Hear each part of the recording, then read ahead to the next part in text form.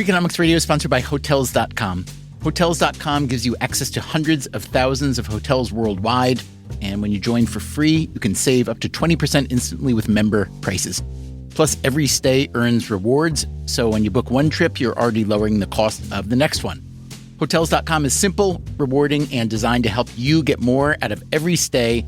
Sign up for free and book today. Hotels.com. It's all in the name. Freakonomics Radio is sponsored by Amica. You know what they say, if you want to go fast, go alone. If you want to go far, go together. So go with Amica and get coverage from a mutual insurer that's built for their customers, one that looks after what's important to you together. Auto, home, life, and more, coverage that fits your unique needs. Amica helps you protect what matters most. Visit amica.com and get a quote today.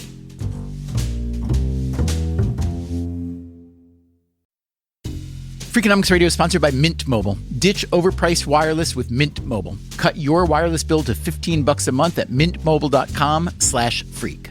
Upfront payment of $45 for 3 months, $90 for 6 months, or $180 for 12 months. Plan required, $15 per month equivalent. Taxes and fees extra, initial plan term only. Greater than 50 gigabytes may slow when network is busy, includes up to 20 gigabytes hotspot.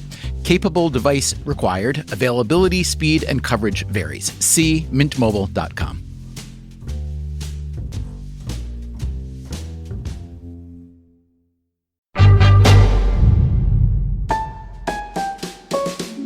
Hey there, it's Stephen Dubner. As we like to remind you now and again, Freakonomics Radio is part of the Freakonomics Radio Network. The other shows in our network are No Stupid Questions, People I Mostly Admire, and our latest edition, The Economics of Everyday Things. It is a short weekly show about the everyday things that often go unnoticed and unexplained, even though they deserve better.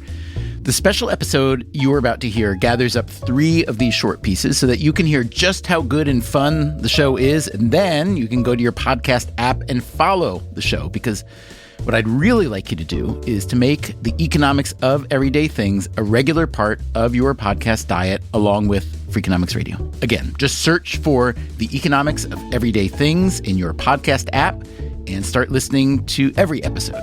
Thanks in advance.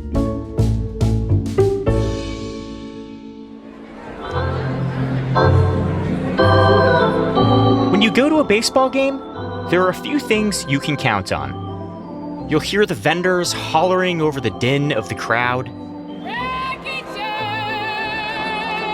You'll smell the peanuts, the hot dogs, the ludicrously overpriced beers. And if you're at Citizens Bank Park in Philadelphia, you'll see a 6.5-foot tall, fuzzy, green beast waddling across the field in search of trouble. Even if you're not a sports fan, you've probably heard of the Phillie Phanatic. Sports Illustrated called him the best mascot in history.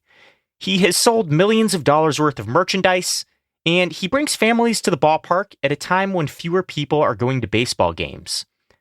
How exactly does he do that? Well, it has a lot to do with the guy who originally wore the costume. I could throw, I could catch, I could do cartwheels, not a lot of gymnastics, but I could dance, I could move really well. I kind of fancied myself as being the secret weapon.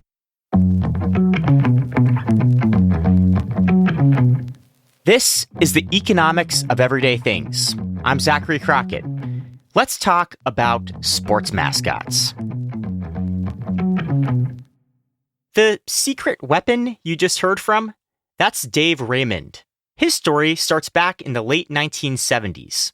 As a sophomore in college, he landed a summer internship with the Phillies. I was in the promotions office and, my dad had said, look, when you get this job, you do whatever they ask you to do. Don't say no to anything. So I was stocking shelves.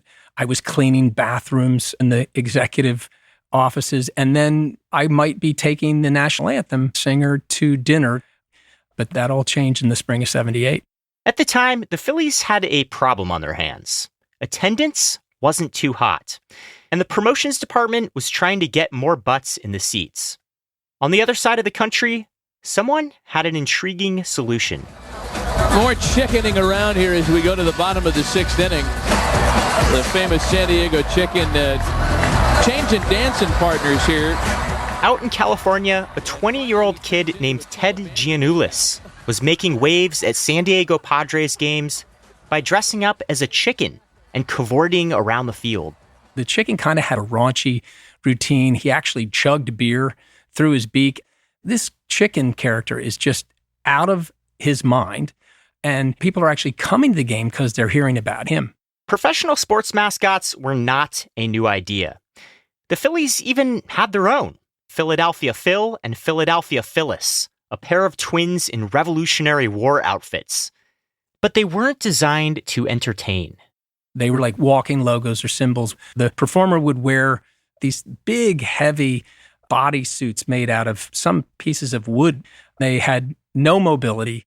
The Phillies saw the impact that this chicken was having in San Diego, and they decided to up their mascot game with a new character. So they went straight to the best people in the business. My name is Bonnie Erickson, and I was the designer of the Philly Fanatic.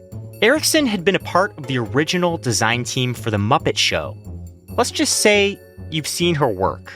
The two old men, Statler and Waldorf. I also did George the janitor. Probably the most famous is Miss Piggy. She had just started a character design firm with her husband, Wade Harrison, and the Phillies wanted some of that Muppet mojo. The rationale the Phillies gave us was they needed to encourage younger people to become baseball fans.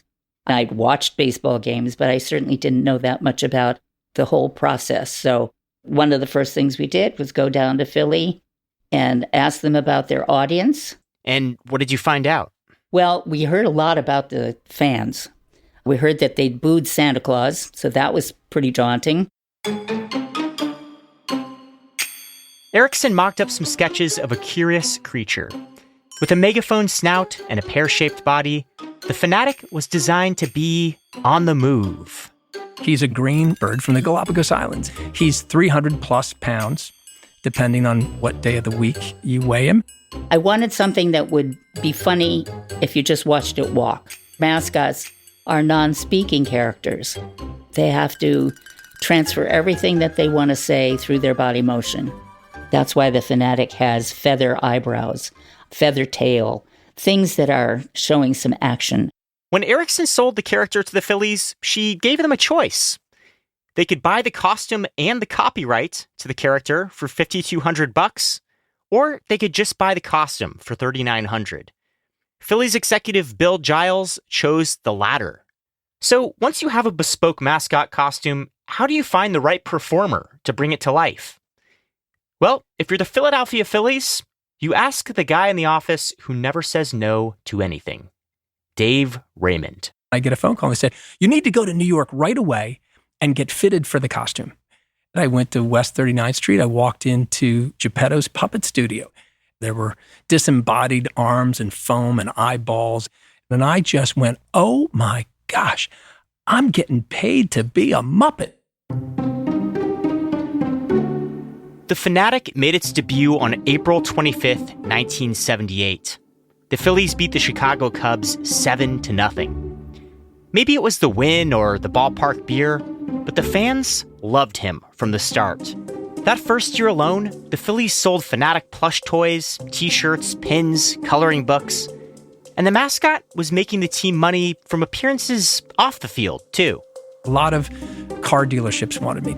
At least for the next 3 years, there were just enormous crowds at all of the local events. Raymond says he was paid a pretty decent base salary for this work. And Bonnie Erickson? Well, she was paid too. Remember, the Phillies had bought the costume, but not the rights to the character, which meant Erickson got a hefty cut of the merchandising sales. I think the first year of merchandising, we did over $2 million. Bill Giles, the Phillies executive who passed on the Fanatic copyright, he later called it the worst decision of his career. A few years later, the team bought the character from Erickson for $215,000. That's about $650,000 in today's money. For Erickson, the Fanatic was the start of a very successful career in the mascot world. It's a small group of people who own these baseball teams. So word gets around pretty fast. And once this was out, it spread beyond baseball. She and Harrison went on to design more than a dozen other mascots across the major sports leagues. Youppi for the Montreal Expos, Big Shot for the Philadelphia 76ers, Stuff the Magic Dragon for the Orlando Magic, KC Wolf for the Kansas City Chiefs. Around half of their characters are still active today. But not every team is suited for a mascot. In 1979, the Yankees commissioned Erickson to make one. He was a bulbous, pinstriped fellow named Dandy. According to Bonnie Erickson's partner, Wade Harrison, Yankees owner George Steinbrenner hated Dandy so much that he was sentenced to roam the nosebleed seats. They didn't allow him lower than the second deck. He had a security guard with him because that could be a rough area sometimes. The performer came to us and said his mother would not allow him to do that anymore because they were going to take away the security guard. So we did not renew the lease. Erickson and Harrison eventually got out of the mascot business in the 90s. And after 16 years performing as the Fanatic, Dave Raymond moved on too. He passed the duties to his backup performer and started his own mascot firm. Since then, Raymond has created more than 130 mascots from scratch, mostly for minor league and college teams. His biggest success came a few years ago when he was hired by the Philadelphia Flyers pro hockey team. The result was Gritty, a 7-foot-tall orange brute with bulging eyes and a maniacal grin.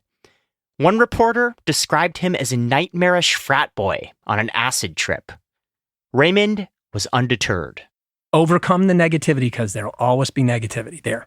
I mean, that's what I told the Flyers to expect. I told them to expect 6 months. It took like 3 days for it to change.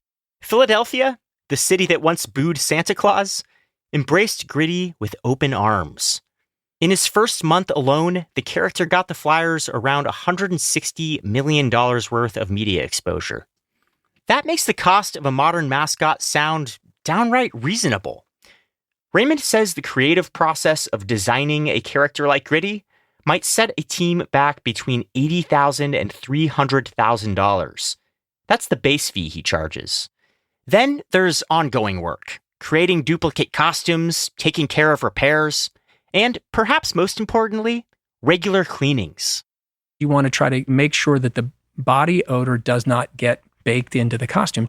You mix 1 part vodka with 2 parts water. And at the end of every appearance, you spray the inside of the costume to kill the bacteria. The joke was 2 for the costume, 1 for the performer. But Raymond's core business is the thing he knows best. He is a bona fide mascot headhunter. Every year, he runs a mascot boot camp where aspiring performers learn the tricks of the trade. A performer needs to have a full bio to work from. What motivates this character? What is this character scared to death of? What will this character always do? What will this character never do? And then you give them all that backstory and you say, go have fun. It's not exactly that simple, though. For starters, you can't be claustrophobic. You can't be afraid of a little sweat. You need to be pretty physically fit. And of course, you have to have either a natural ability or a trained ability to communicate nonverbally through movement and dance. The ones that are going to be ultimately a high level of success. You see that right away. The chosen few that make it to the big leagues can do pretty well.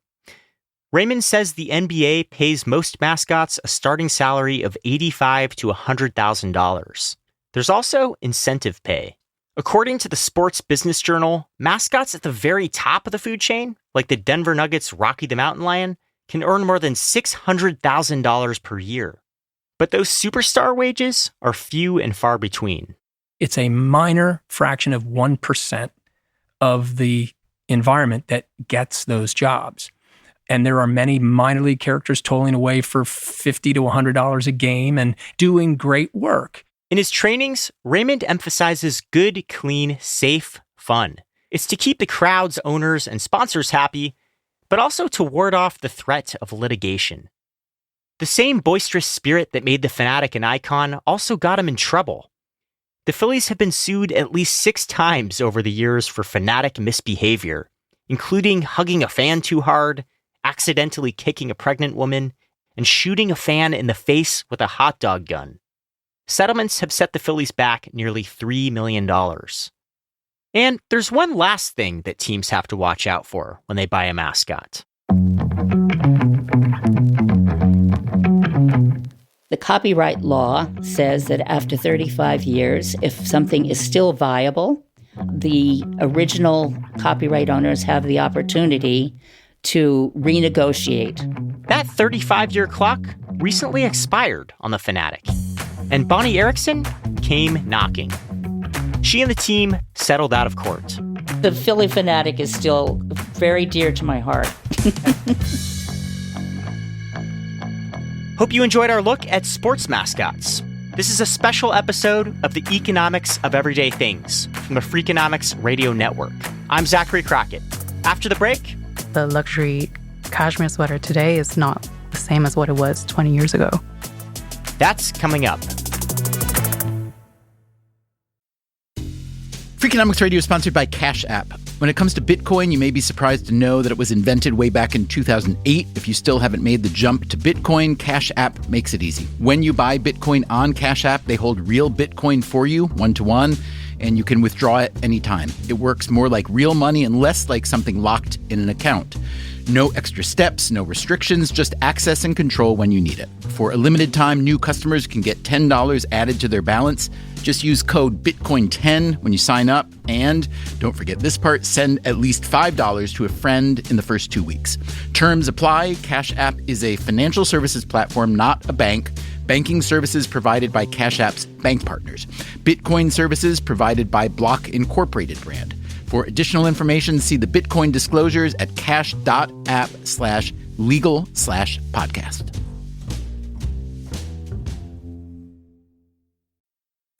Freakonomics Radio is sponsored by Figure. Did you know that 40% of homeowners own their home outright? If that's you, don't let your equity sit idle. Tap it with a home equity line of credit. Figure, the #1 non-bank HELOC lender in the U.S., helps tap equity you've built in your home so you can do things like tackle a renovation or pay down debt. HELOC is a line of credit secured by your home. You can draw what you need, repay, and draw again. Figure offers a 100% online application. Get approved in 5 minutes and funding in as few as 5 days. It's faster than a bank loan and cheaper than a personal loan. Check your rate today without impacting your credit at figure.com/Freakonomics. This post is sponsored by Figure, NMLS ID 1717824. Figure is an equal housing lender. For more information about their licensing, visit nmlsconsumeraccess.org. Figure's HELOC is subject to credit approval and terms apply.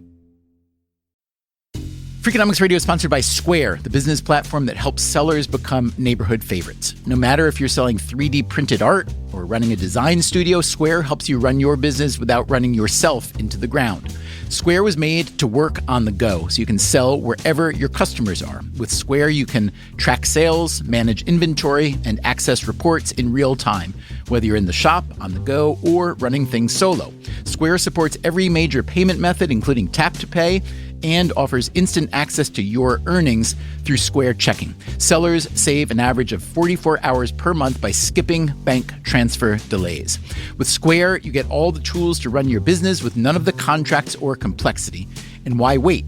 Right now, you can get up to $200 off Square hardware at square.com/go/Freakonomics. That's SQUARE.com/GO/Freakonomics.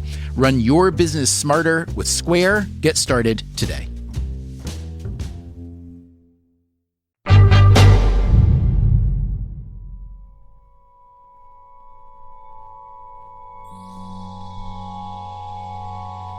Take a trip to the Gobi Desert region of southern Mongolia, and you'll see vast expanses of open land. It's endless open space. That's Miagmarjov Serchu, Miga for short. She spoke to us from Mongolia's capital, Ulaanbaatar. You can see sunset. It's just like you watching sunset in the ocean. You can see the sand dunes and the camels, birds. You can see something else, too. Goats. Lots and lots of goats. The country is home to around 27 million of them. They outnumber people 8 to 1. These goats are critically important to the Mongolian economy and to the apparel industry. That's because once a year, they produce a substantial share of the world's cashmere. When you touch it, it's very soft. Some people say it's like a baby butt. It used to be that you could only find cashmere in high-end clothes, like a $2,000 Loro Piana turtleneck. Today, it's everywhere. Direct-to-consumer companies like Quince and Everlane sell $60 cashmere sweaters by the truckload. That's good news for the folks in Mongolia who make a living raising goats. Cashmere is a primary income source for herders, also an important pillar of the country's economy. But it's come at a cost.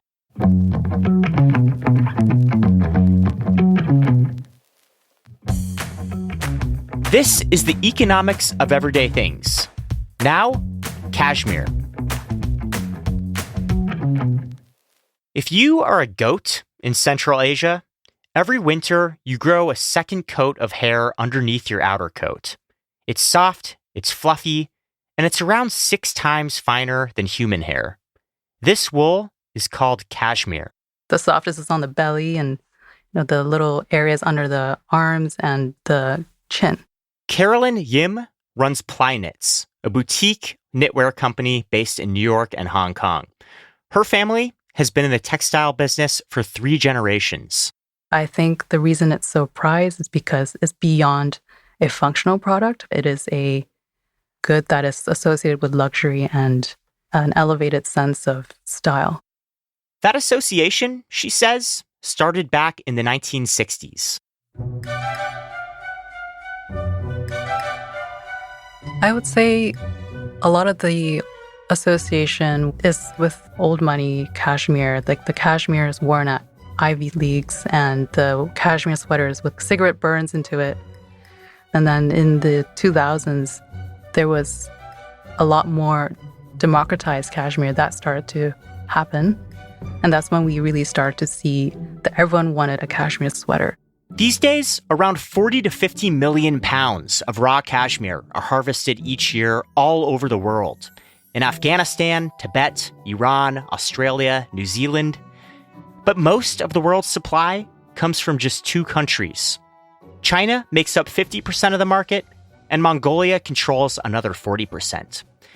In Mongolia, where Miga lives, herding was once a collectivist enterprise. But when the country's communist system was replaced by a democracy in 1990, the goat herds were privatized, and families flooded into the herding business. Today, herding cashmere goats is Mongolia's largest profession. We have over 3 million population, and 1/3 of the population are herders. Miga manages the Mongolian Sustainable Cashmere Platform for the United Nations. In short, she spends a lot of time working with the country's nomadic herders, who migrate across vast distances in search of food for their goats. They are land-connected people. They love their animal and livestock. They also love their nature.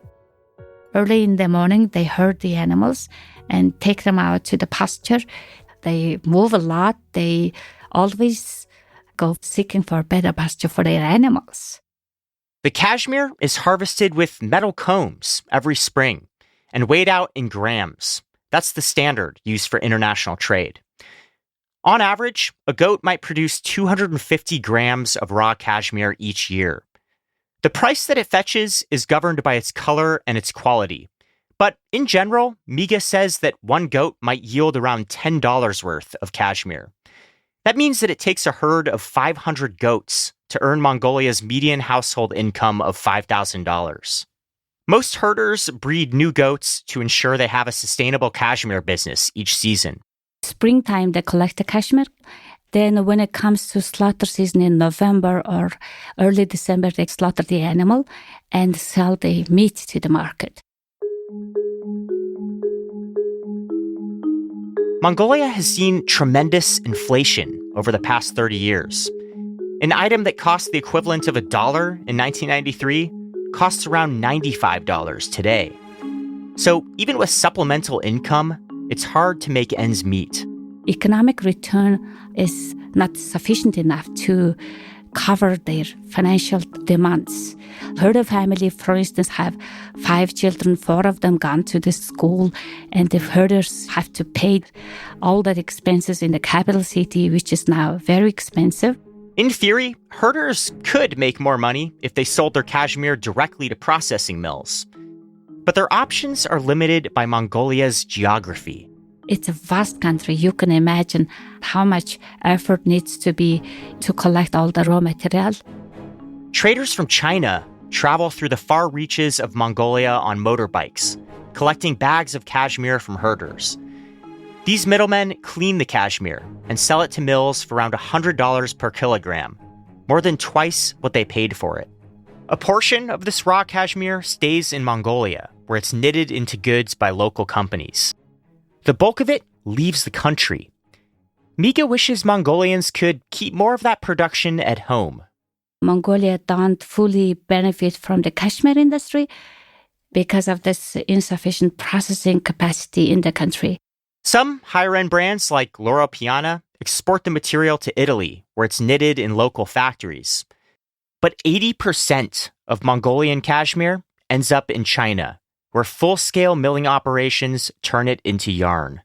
It goes through a process called carding, which draws the fibers out into strands. It's really nice and fluffy. It is like a really, really long Santa's beard. Carolyn Yim, the third-generation knitter, has visited the factories in China many times. This then is taken into the spinning machine where the hair is twisted in 2 ways, kind of like a DNA structure, until it becomes a really long yarn that is finally then put onto the cone and becomes usable for knitting. By the end of this process, the cashmere is about 50% smaller. So it can take a lot of goats to make a single article of clothing. At the end of the production cycle, each sweater takes about 1 pound of yarn. If you're just measuring grams, it's about 5 or 6 goats for 1 sweater.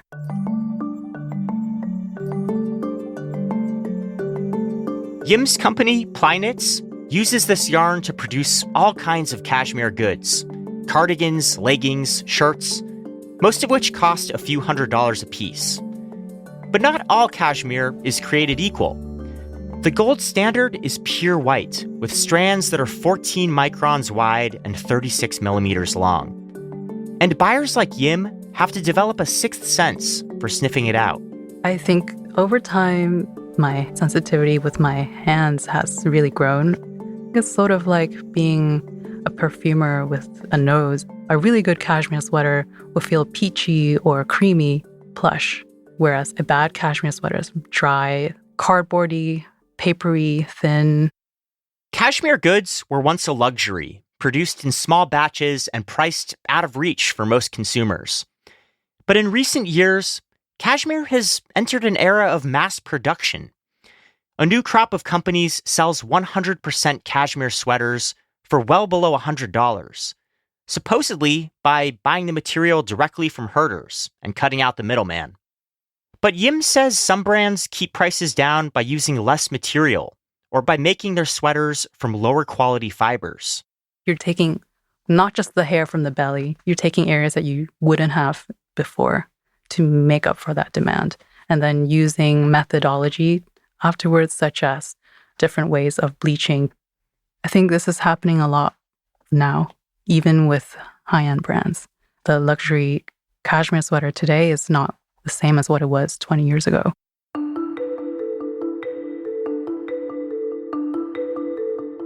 Mongolia has responded to this boom in demand by cranking up cashmere production. Since 1990, the country's goat population has grown from 5 million to 27 million. That's had an impact on the landscape, Goats consume up to 11% of their body weight in grass, shrubs, and weeds every day. They eat close to the roots, preventing plants from regrowing. Their sharp hooves damage topsoil. Scientists have found that overgrazing has contributed to the degradation of 70% of Mongolia's grasslands. Miga says Mongolian officials have attempted a number of things to combat these issues, including livestock taxes to fund revegetation. They know that the land is foundation for everything, their livelihood and their animals. They're not stupid. They are willing to pay that money, and they realize the issues. In northern China, measures have been more drastic. Most herding operations have been confined to farms. In recent years, the Chinese government has a very particular approach to how the flocks can live. The goats are in corrals, so they are not roaming around free.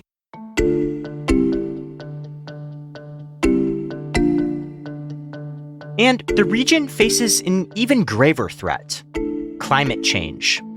Most of Mongolia's landscape is made up of drylands that are prone to becoming deserts. Temperatures are up, rainfall is down, and factories that produce cashmere garments are under pressure to adapt new sustainability standards. Environmental permits can cost hundreds of thousands of dollars. Even the most diligent operations are struggling to comply. I do not have the hubris to claim I have 100% sustainability because it's completely impossible. Together, increased demand, overgrazing, and climate change mean that cashmere is getting worse. I'm unable to find the quality that we had 20 years ago. In Inner Mongolia, the cashmere fiber width has been steadily increasing, and that's not a good thing. You can't just increase yield of goat hair so quickly to meet up with demand. These are prickly issues for something as soft as a baby's butt. But for Mongolians like Miga, the stakes of solving these problems are high. Because cashmere is more than a material used to make really soft sweaters. It's a part of the country's identity. This nomadic way of herding practice has been in the country hundreds of years. The international demand is going up. The country has to control in terms of impact, environmental impact, social impact, and also economic impact for that commodity. That's a lot of challenges. That's it for cashmere. After the break, we were approached by a museum that said, "Can you get us a dinosaur skeleton?" And although I'd never found a dinosaur skeleton, I said, "Sure, of course we can." This is a special episode of the Economics of Everyday Things from the Freakonomics Radio Network. We'll be right back.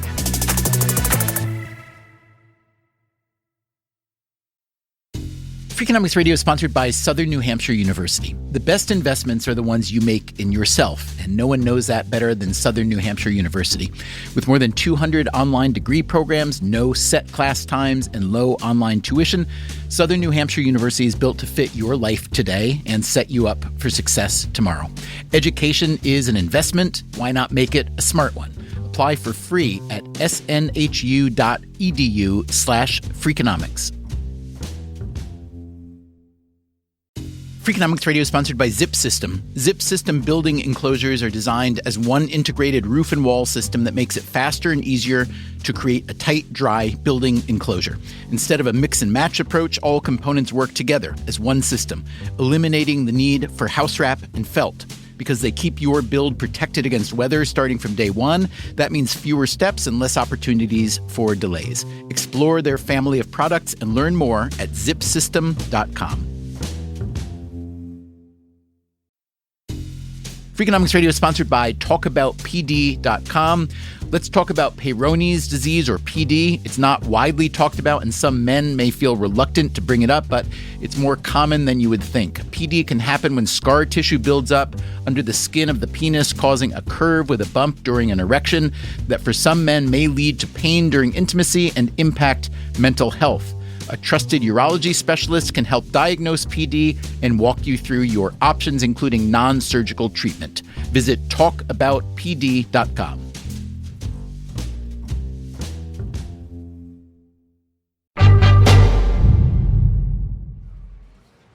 In October of 2020, there was a hotly anticipated auction at Christie's in New York City.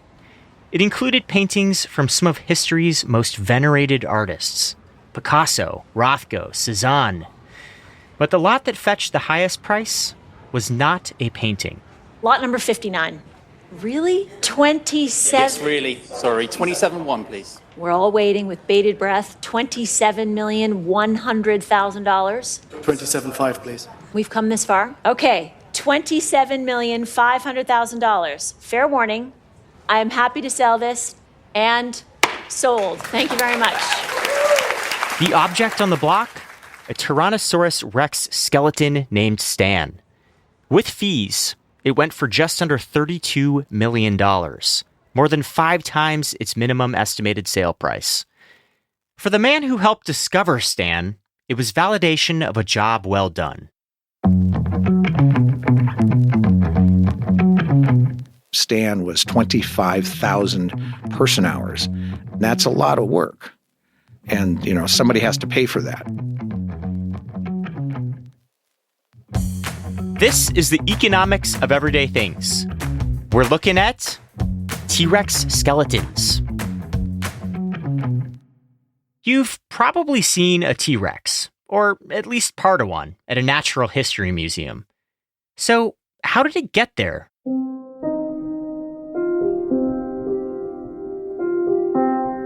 Well, if you want to find one in the ground, your best bet is to head to the Hell Creek Formation, a stretch of rock that runs through Montana, Wyoming, and the Dakotas.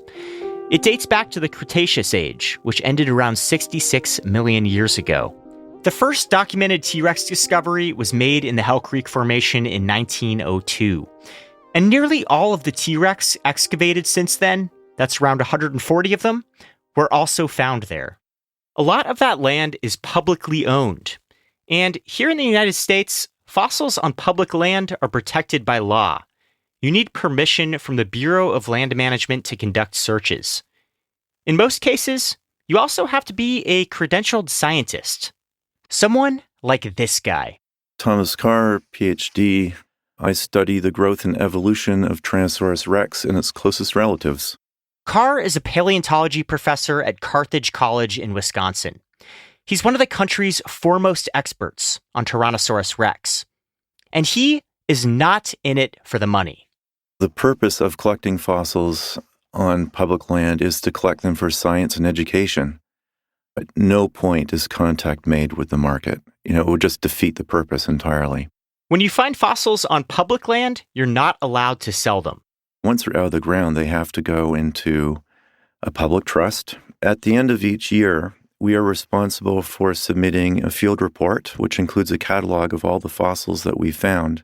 But a fossil found on private land? That's a different story. It's really a free-for-all on private land. If a person finds a dinosaur, they can do whatever they want with it.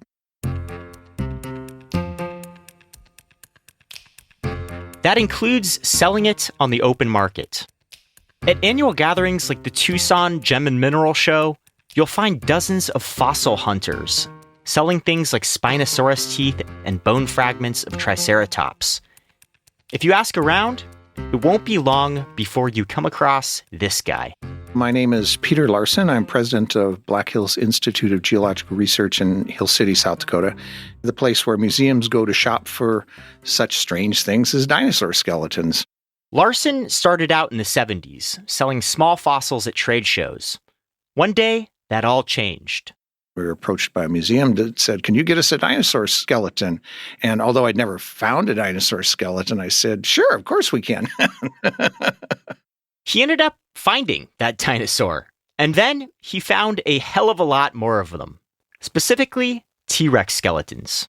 We've collected now, I think we're at number 13. That's quite a few. When Larson wants to go look for dinosaur bones, the first thing he has to do is get permission to conduct a search on private land. This involves cutting the ranch owner in on any future discoveries. We come up with a value based upon market prices at the time. That can be anywhere from 10% of something that's hard to sell to as much as 50% if you've got a nice T-Rex skeleton on your ground. Fossil scouting isn't as romantic as it sounds. Larson walks around for months over craggy terrain, his eye trained to the ground for the faintest bone fragments. Many times, he won't find anything at all. When he does find evidence of a skeleton, he begins a lengthy and extremely intensive excavation process.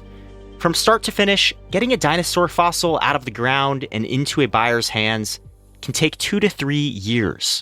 Let's say it's a T-Rex skeleton. It's a 40-foot long skeleton. You're going to have an investment of in excess of $1 million to get that ready for exhibit. Larson will strike a deal with a potential buyer before the fossil is removed. So he has to approximate his overhead costs in advance.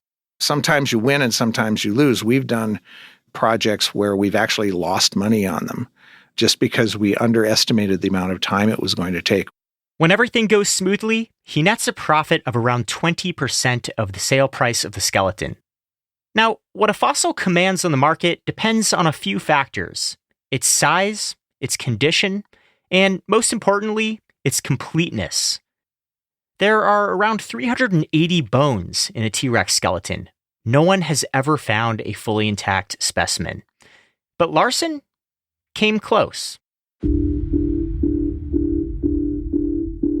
On a scorching summer day in 1990, just outside the city of Faith, South Dakota, Larson and his team uncovered the most complete T-Rex skeleton in history, 90% by bone volume. They named it Sue.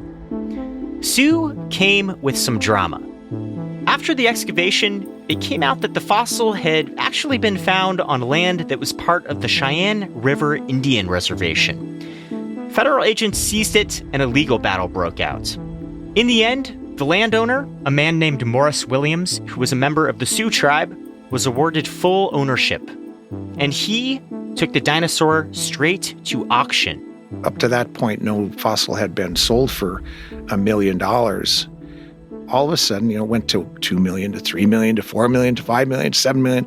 Sue sold for around $8.4 million to the Field Museum in Chicago, with financing from corporate sponsors like McDonald's and the Walt Disney Company.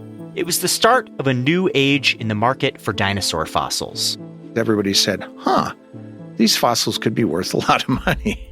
It brought a number of what I call dinosaur dreamers into the business. I'm Clayton Phipps, and some folks call me the dinosaur cowboy. Before I became a fossil hunter, I really was a cowboy. That's all I'd ever really done. Phipps grew up on a ranch in remote Montana. His family were homesteaders going back generations, scraping a living off the land. But around the time Sue was discovered, he realized he might be sitting on a gold mine. A kid came by and asked if he could look for fossils, and it was right after the movie Jurassic Park came out. The dinosaur craze was high, and it just really piqued my interest, and I started spending every free minute I had learning what I could about dinosaurs. In 2003, he nabbed his first big find, the skull of a Stygimoloch, a rare horned dinosaur that roamed the North American plains around 70 million years ago. I ended up selling that. It gave me about a year's wages as to what I was making as a cowboy to see if I could maybe quit my job and make fossil hunting more of a way to earn a living for my family. And I had to go out and find something or we didn't get to buy groceries. A few years later, on a neighboring ranch, Phipps stumbled across the discovery of a lifetime. The remains of a young T-Rex and a Triceratops entangled in what is thought to be a deadly brawl, which raised a question. How exactly does an amateur paleontologist get a 20-ton fossil out of the ground? There were no YouTube videos out there on how to do it at that time, so we started out with some rancher ingenuity. Phipps dug around the massive fossil, slipped a pallet underneath it, and dragged it down the road with a tractor trailer. While the excavation method was less than scientific, the fossil itself was one of a kind.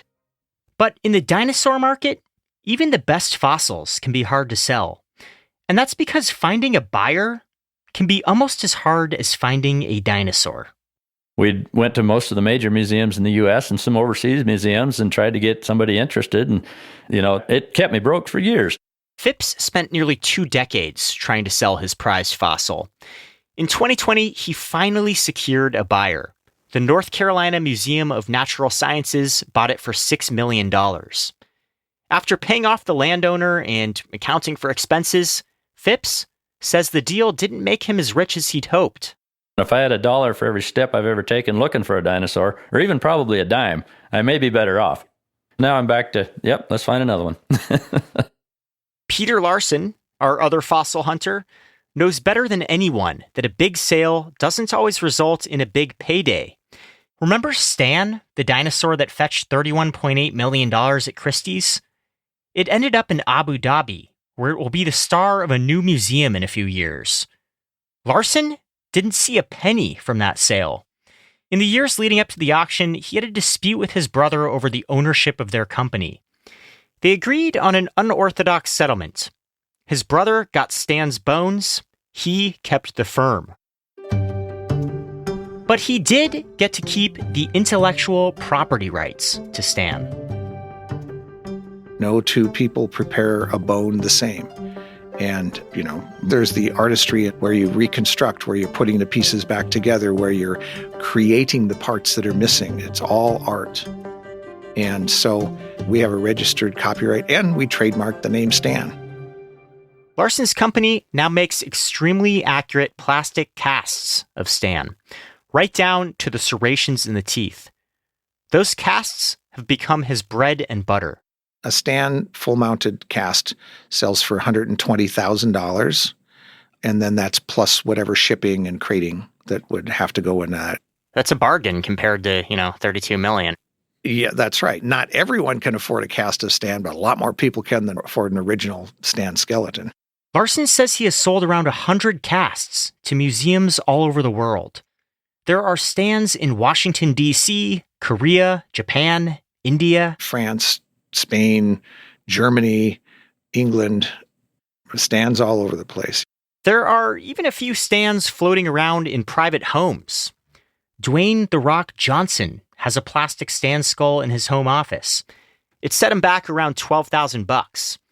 And if you take a boat down Lake Washington in Seattle and you peer into the glass atrium of one of those waterfront mansions, you might catch a glimpse of a full-scale Stan skeleton.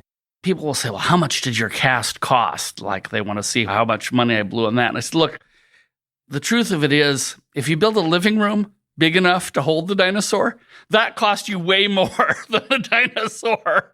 That's Nathan Myhrvold. He was the first CTO at Microsoft. He's the founder of a private equity firm called Intellectual Ventures. And he's also very into dinosaurs. Oh, yeah. So Archaeopteryx is a very famous fossil. I have a megalodon jaw. I have an ancient fish called Xiphactinus, which is a fish that used to live in the inland sea. But Myhrvold isn't just a collector of fossils. He's accompanied paleontologists on digs. He's written a number of peer-reviewed papers, including one on dinosaur vomit. And he's played a critical role in funding scientific expeditions, which are chronically under-resourced. A huge amount of paleontology, it's people spending $20,000 a year to take a few of their students on a camping trip for a couple of weeks in one place. One of the bigger line items, renting porta potties for the campground.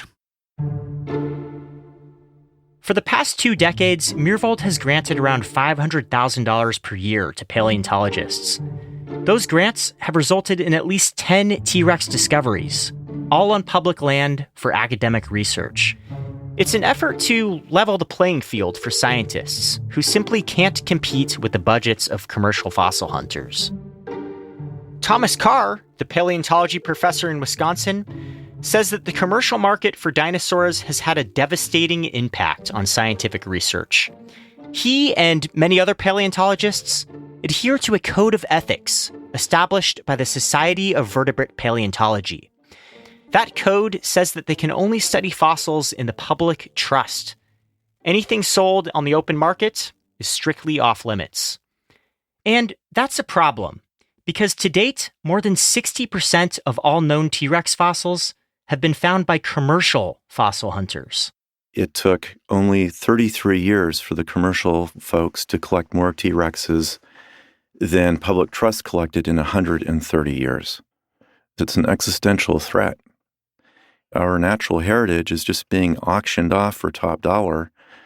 And that's a problem for science because to really understand nature, particularly organisms, we have to have a high sample size. This problem is not exclusive to T-Rex fossils. Triceratops shows up on the market, duck-billed dinosaurs.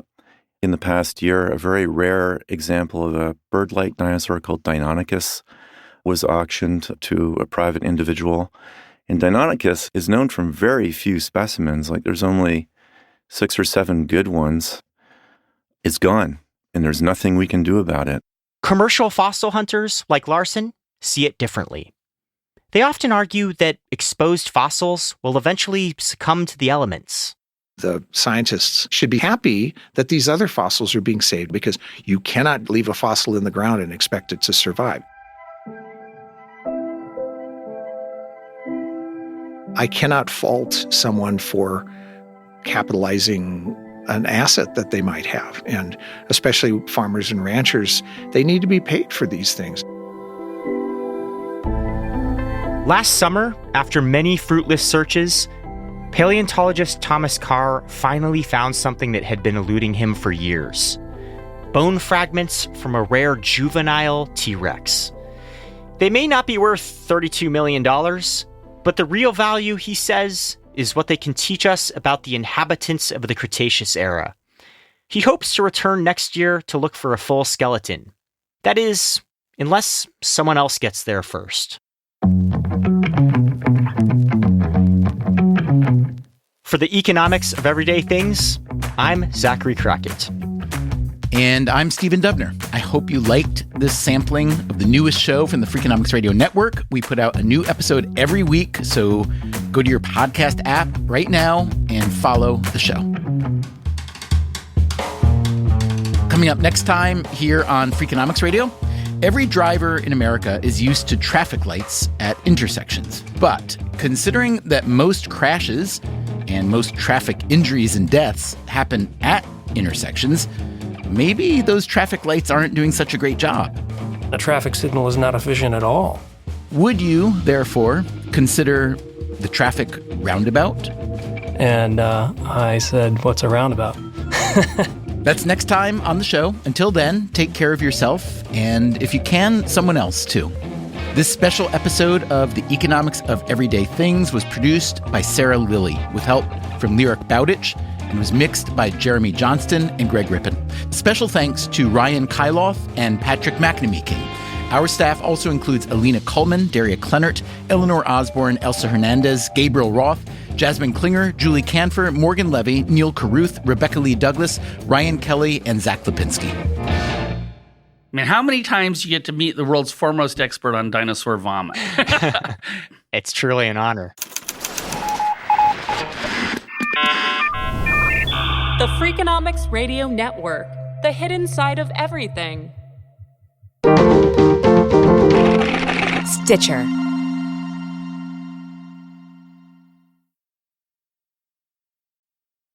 Freakonomics Radio is sponsored by Ozempic. Innovation happens through rethinking what's possible, and when it comes to GLP-1s, Ozempic pill does just that. Learn more about Ozempic semaglutide tablets, 4 and 9 milligrams, by calling 1-833-OZEMPIC or visit Ozempic.com to view the medication guide and ask your doctor what's possible with FDA-approved Ozempic pill.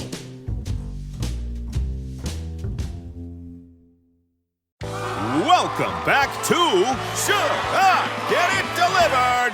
Contestant, you're out of food and your meds, but are too tired to get up. Do you A, pout, B, beg your roommate, or C, get Walmart to deliver it all same day. Same day? Who knew? Gonna go with C, Walmart. That is correct. Walmart offers same-day delivery for prescriptions, groceries, and more. I love not leaving my couch. Walmart. Who knew? Subject to availability, restrictions, medication exclusions, and fees apply. Ever walk past a place for rent and wish you could just take a peek inside? Maybe even explore the layout. Envision the natural light streaming through the windows. Or plan where your vinyl record collection would go. At Apartments.com, you can. With tools like their 3D virtual tours, you can see the exact unit you could be living in.